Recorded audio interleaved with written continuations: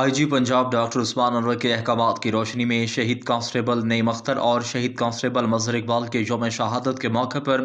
ان کے آبائی علاقوں میں خصوصی دعائیہ تقریبات کا اہتمام کیا گیا، جن میں پولیس افسران، شہداء کے اہل خانہ اور اہل علاقہ نے شرکت کی۔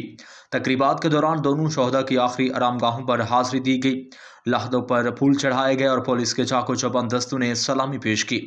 بعد ازاں شہداء کے درجات کی بلندی، ملک کی سلامتی اور امن و امان کے لیے خصوصی دعائیں کی گئیں۔ شہید کانسٹیبل نعیم اختر کی تقریب میں ڈی ایس پی صدر سرکل رائے سرفراز یوسف، ایس ایچ او تھانہ کنجا انسپکٹر حسن زبیر، انچارج ویلفیئر شہید کے والد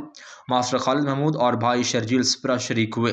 جبکہ شہید کانسٹیبل مظہر اقبال کی تقریب میں sub inspector Bashir in charge welfare شہید کے اہل خانہ اور دیگر پولیس افسران